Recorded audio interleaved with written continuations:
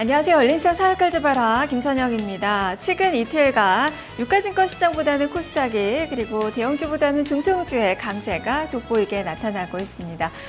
코스닥 지수의 경우에는 지금 코스피보다 상승률이 거의 3배가량 더 높은 그런 상승률을 펼치면서 최근에 낙폭을 절반가량은 만회를 하고 있는 그 상황입니다. 60일 선도 모처럼 돌파하는 그 모습이 나타났는데요. 그동안 하락을 주도했었던 제약, 바이오, 인터넷, 그리고 화장품 이런 종목군들이 한 5에서 6% 정도 상승권의 움직임이 나왔다는 점이 특징입니다. 유가증권 시장에서도 대형주들 한 0.3%가량 밀렸는데요.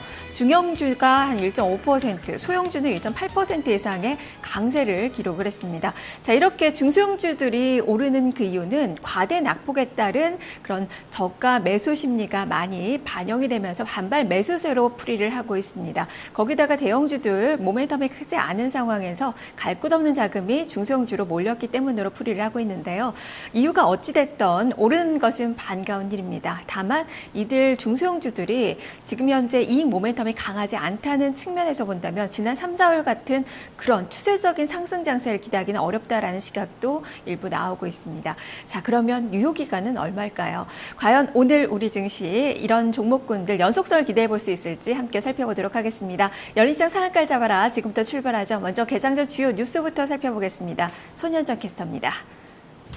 오늘 아침 주요 뉴스입니다. 첫 소식부터 함께 보시죠. 다음카카오와 한국투자금융지주가 인터넷 은행을 만듭니다. 인터넷 은행 설립을 위해 컨소시엄 구성에 합의했고 또 인터넷 전문은행 예비인가 신청 의사를 밝혔는데요. 이번 컨소시엄은 한국금융지주가 최대 주주로 50%의 지분을 갖고 또 다음카카오가 10%, 그리고 다른 참여 기업들이 나머지 지분을 가져가는 형태입니다. 현재 IT 기업뿐만 아니라 하나은행과 신한은행 등 시중은행들도 컨소시엄 참여를 검토하고 있는데요. 금융당국은 9월 30일부터 10월 1일까지 예비인가 신청을 받아 올해 안에 인가를 내줄 예정입니다.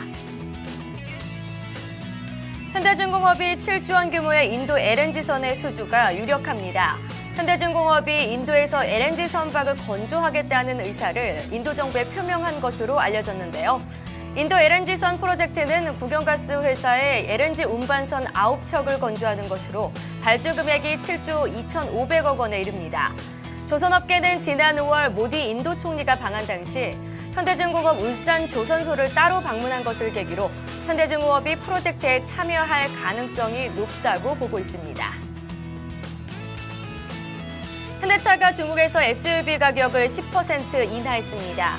현대자동차가 침체된 중국 시장에서 살아남기 위해 할인 경쟁에 뛰어든 건데요. 이번 가격 할인으로 산타페는 우리 돈으로 약 560만 원, 투싼은 약 380만 원을 각각 싸게 구매할 수 있습니다. 현재 SUV 열풍에 힘입어 토종업체들은 해외 브랜드보다 30에서 40% 이상 저렴한 차량을 내놓고 있다는데요. 가격 경쟁력은 물론 품질 수준까지 높아지면서 현지 업체가 전체 판매에서 차지하는 비중은 계속 증가하고 있습니다.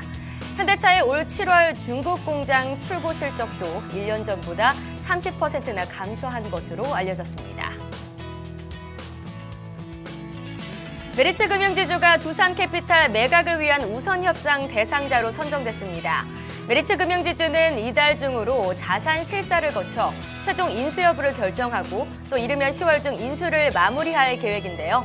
메리츠 금융지주는 건설, 산업, 기계, 리스에 강점이 있는 두산캐피탈을 인수해 여신금융 분야에서 시너지 효과를 높일 수 있을 것으로 기대하고 있습니다. NH엔터테인먼트와 파라다이스 등이 오늘 실적을 발표합니다. 증권업계에 따르면 NH엔터테인먼트는 2분기에 140억 원 안팎의 영업 손실을 볼 것으로 예상되고 있습니다. 또 파라다이스에 대해서도 메르스 여파로 2분기 실적이 예상보다 낮을 거라 전망하고 있는데요. 이외에도 현대홈쇼핑, SKC, 한진해운이 오늘 2분기 실적을 발표할 예정입니다. 지금까지 오늘 아침 주요 뉴스였습니다.